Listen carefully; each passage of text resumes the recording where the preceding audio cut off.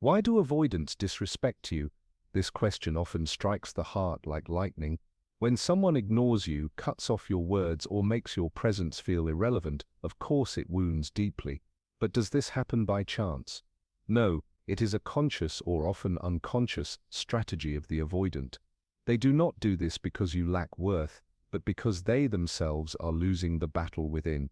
When they mock you, dismiss your emotions, or belittle your presence, they are in fact trying to conceal their own inner weakness. The philosopher Nietzsche once said, "Man lowers others only to support his broken ego." That is precisely the truth reflected in the avoidant's behavior. Behind their disrespect lies a hunger for power, a burden of shame, and a fear of closeness. Sartre wrote, "Hell is not other people, but the mirror they hold up to us." For the avoidant, closeness itself becomes hell because intimacy forces them to confront their true fragility. This is why they turn love into a prison and respect into a weakness. But here lies the real question: what does this disrespect actually mean? Is it really a judgment of your worth? No, it is a declaration of their own emptiness.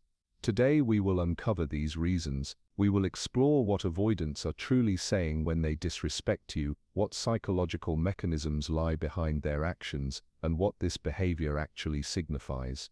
This journey will take us deep into their psychology, where power, shame, fear, and ego intertwine to create a pattern of behavior that appears like an attack on you, but is in truth the desperate cry of their own wounded existence. Power and control. When avoidants disrespect you, at first glance it may seem like just a casual behavior, maybe a sarcastic remark, ignoring what you said, or suddenly turning cold.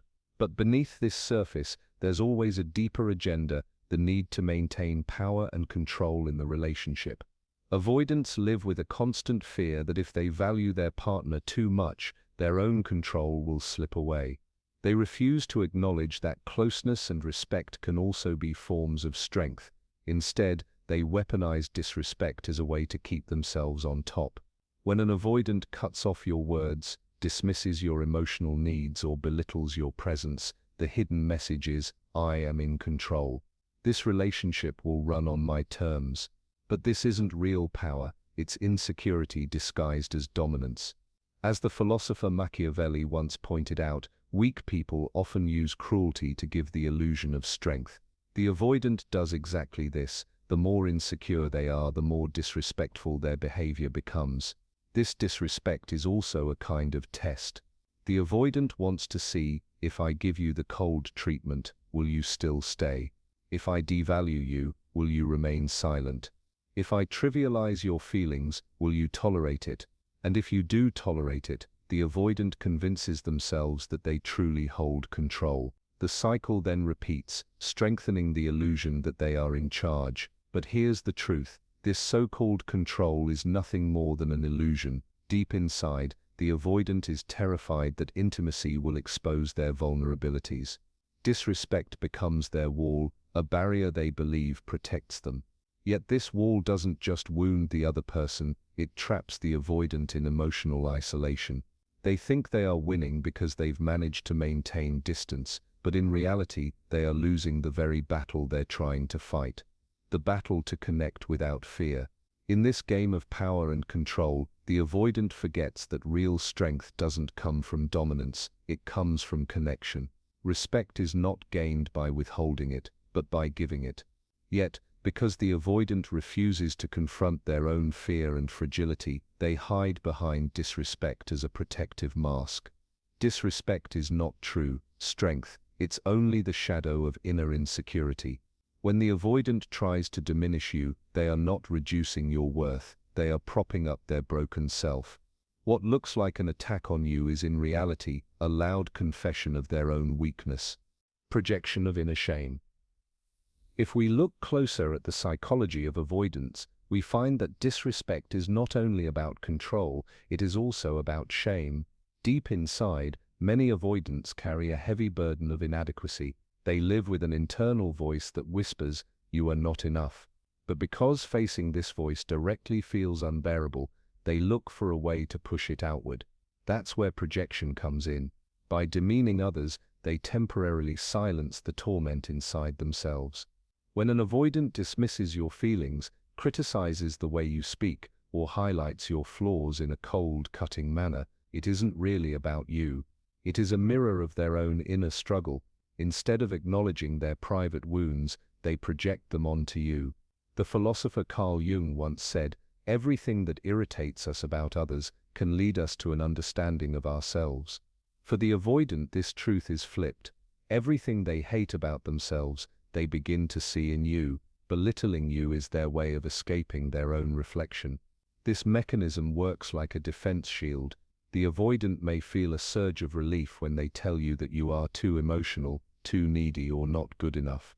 For a brief moment, the weight of their inner shame feels lighter, because it's no longer theirs, it has been dumped onto you. But this relief doesn't last. Shame, unlike anger, doesn't dissolve when projected, it rebounds. The avoidant is caught in a cycle where the more they criticize, the more disconnected they feel, and the more their shame grows.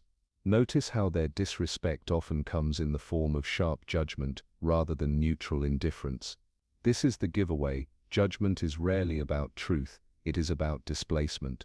The harsher the words, the deeper the shame behind them. Like a person trying to extinguish fire by throwing sparks outward, they set the relationship ablaze with negativity while hoping their own house won't burn.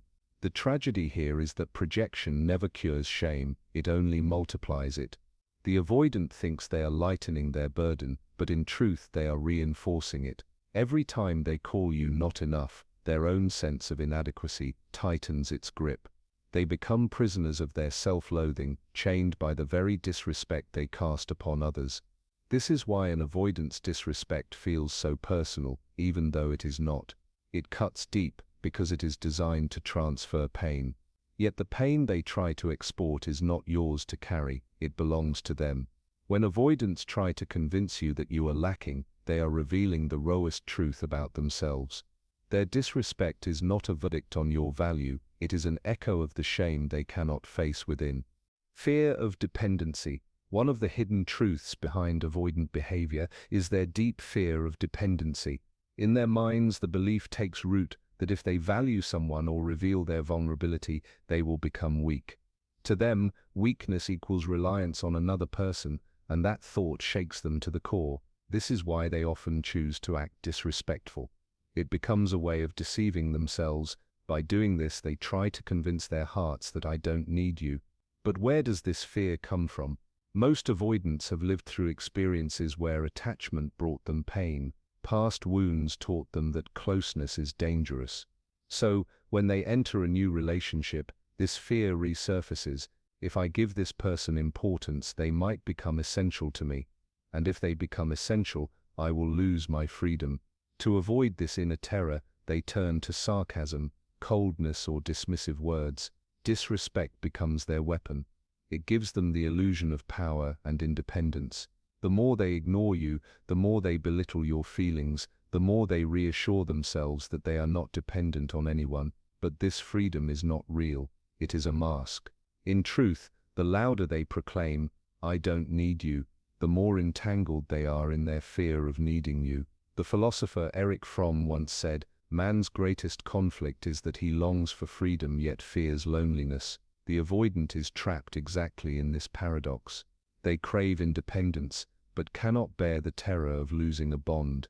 The outcome is a false wall of disrespect, built to keep you at a distance so they can feel safe. To the partner, this behavior feels like a personal insult. Yet in reality, it is not about their worth, it is about the avoidant's defense mechanism. They do not see closeness as comfort, they interpret it as confinement. By making you feel small, they implant the thought in their own minds. If this person is irrelevant, then I am free. The tragedy is that this form of self-protection is only an illusion. The more they belittle, the more isolated and empty they become inside. They use disrespect to avoid dependency, but even after disrespecting, they are never truly free of the fear. They are merely deceiving themselves for a moment. An avoidant's disrespect is not a judgment of your value, it is a reflection of their fear. They avoid giving you importance, not because you are unworthy, but because they are terrified of becoming dependent. Their behavior is self-protection, not a denial of your worth. Boundary testing. One of the most overlooked dynamics in avoidant behavior is boundary testing.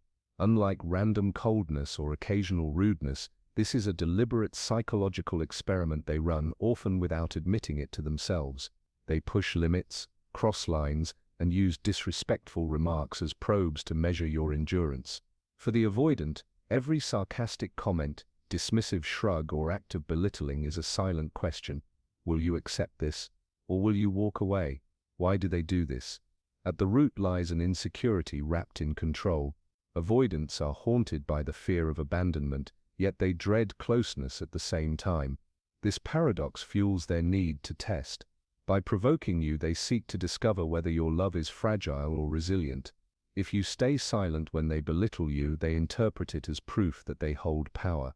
If you protest but still remain, they conclude that your boundaries can be bent.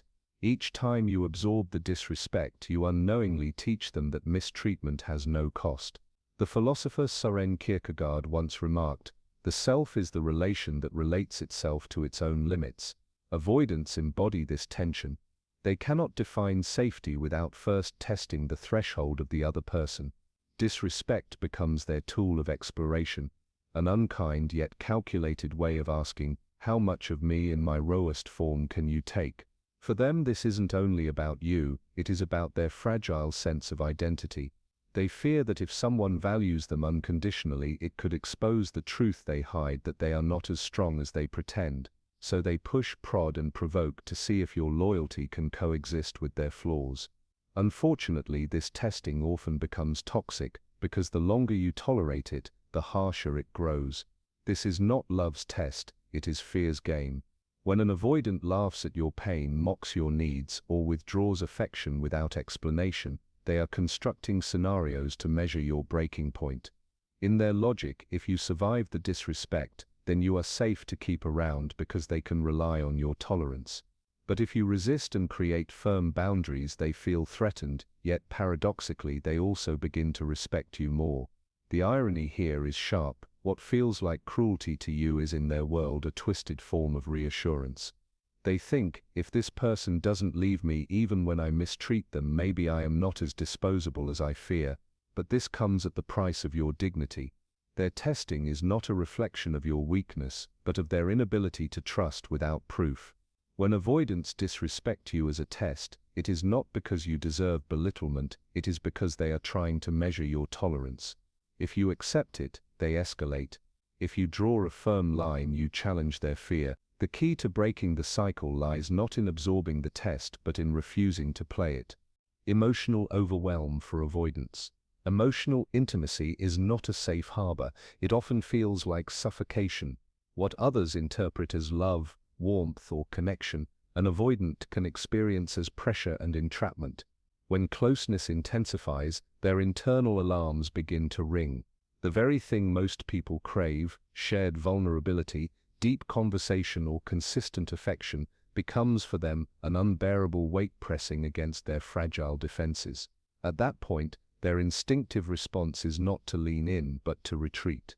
They do this through subtle yet sharp forms of disrespect, sarcasm that undercuts your feelings, dismissive gestures that reduce your words to nothing, or outright rudeness that pushes you away. Each act is less about hostility and more about survival. They are overwhelmed, not by you, but by the emotions closeness awakens in them. In their world, your tenderness feels like a storm they cannot control, so they raise walls of coldness to protect their inner calm. Philosopher Jean-Paul Sartre once said, "Freedom is what you do with what's been done to you." For avoidance, freedom often means escaping the gravitational pull of intimacy. The closer someone gets, the more their autonomy feels threatened. Disrespect in this sense becomes a desperate attempt to carve out breathing space. It is not that they hate closeness entirely, rather it is that too much closeness floods their system, leaving them gasping for emotional oxygen. This overwhelm often stems from early experiences where attachment was unsafe, inconsistent, or conditional. Love was not soothing but intrusive, not gentle but overwhelming. So now, as adults, when genuine intimacy approaches, the avoidant psyche confuses it with danger. The body reacts with anxiety, the mind scrambles for escape, and the easiest tool at hand is distancing behavior. Sarcasm, cold indifference, or criticism all serve as shields against the tidal wave of emotional demands they believe might drown them. But here lies the tragedy: in trying to preserve their sense of independence, they destroy the very connection they secretly long for. Their disrespect is not a declaration of your inadequacy, but a reflection of their panic. When they roll their eyes at your vulnerability or belittle your efforts to connect, they are really saying, "I cannot handle the depth of this closeness right now." The paradox is that the more you chase them in these moments, the harsher their disrespect becomes because they feel cornered. Yet if you step back, they often calm down, though the cycle repeats itself again and again. Emotional overwhelm makes avoidance disrespectful, not because you are unworthy, but because intimacy feels like drowning to them. Their sarcasm and coldness are not signs of strength, but raw signals of their inability to stay present when closeness becomes too intense. What you are witnessing is not rejection of your value, it is evidence of their struggle to breathe in the atmosphere of intimacy. Emotional distance creation avoidants often perceive intimacy not as a gift, but as a threat that erodes their sense of safety. To them, closeness is a force that gradually chips away at their boundaries, leaving them exposed and vulnerable. In order to shield themselves, they resort to a method that feels both simple and effective, creating distance through coldness and disrespect. Rather than confront their inner discomfort directly, they construct walls of detachment, using dismissive behavior and emotional withdrawal as bricks in that wall. Disrespect in this framework becomes more than an action, it becomes a strategy. By speaking harshly, ignoring affection, or acting indifferent, they send an unspoken message: do not come closer. This behavior is rarely about the other person's value, and more about the avoidant's fragile need for control. To them, building emotional distance feels like constructing a fortress where they cannot be touched, judged, or consumed by the weight of another's expectations. The German philosopher Arthur Schopenhauer once compared human intimacy to porcupines seeking warmth. They huddle together for comfort, but prick one another with their quills, forcing them apart. For avoidance, every gesture of closeness feels like a sharp quill. The safest response, therefore, is to step back. Their disrespect becomes the prick they use to push you away, ensuring that they are not swallowed by the very warmth they crave. At the core of this behavior lies fear: fear of exposure, fear of dependency, fear of losing autonomy. They often equate love with entrapment and respect with surrender. So, by choosing coldness, they believe they are preserving their independence. When they minimize your feelings or mock your emotional needs, it is not because they see you as worthless, but because they see intimacy as dangerous terrain. Yet, this self-protective strategy comes at a heavy cost. The more distance they create, the lonelier they become. Their fortress, while sturdy, also keeps out the comfort of genuine connection. Over time, the walls that once offered safety turn into barriers of isolation. In trying to keep themselves safe, they inadvertently sabotage the very relationships that could have offered healing. From the outside, this coldness can feel cruel and heartless, but underneath, it is simply survival. The avoidant uses disrespect as camouflage for fragility. Every dismissive laugh, every eye roll, every calculated silence is an armor plate hammered onto their emotional body. The irony is that while this shield protects them from intimacy's intensity, it simultaneously confirms their deepest fear, that they are alone and misunderstood. Emotional distance creation is not a reflection of your lack of worth, but of their desperate attempt to maintain control in the face of intimacy. Disrespect for them is not about dominance over you, but about survival within themselves. It is their way of ensuring they do not dissolve into vulnerability. What you perceive as rejection is in truth a declaration of their fear. Their coldness is not an assessment of your value, it is the language of their defense. When avoidants disrespect you, it is natural to feel wounded, silenced, or devalued, yet the truth hidden beneath their behavior is far more revealing. It says little about your worth and everything about their inner battles. Their sarcasm, coldness, or belittling remarks are not declarations of superiority, but confessions of fear, shame, and fragility. For them, disrespect serves multiple functions. It creates a sense of control, masks their insecurities, projects their hidden shame, and builds distance when emotions feel overwhelming. Each act of dismissal is less about you and more about their desperate attempt to protect themselves from the intimacy they simultaneously crave and fear. In this paradox lies the tragedy. They long for closeness, yet the very strategies they use to stay safe ensure their loneliness. Power, shame, fear of dependency, boundary testing, and emotional overwhelm all converge into a defense system where disrespect becomes armor. But armor that blocks connection eventually turns into a cage. The avoidant may believe they are protecting their independence, but in reality they are imprisoning themselves in isolation. So, when faced with avoidant disrespect, the question is not, "Am I unworthy?" but rather, what is this person hiding from within themselves? Their coldness is not your reflection, it is their survival script. Their mockery is not a measure of your value, it is a mirror of their shame. The deeper truth is liberating. Disrespect is never about your insufficiency. It is the avoidant's unspoken cry for safety, control, and distance. Recognizing this does not erase the pain, but it shifts the perspective. You stop carrying their burden as your own. You see clearly their behavior does not define you, it defines the walls they cannot yet bring themselves to tear down.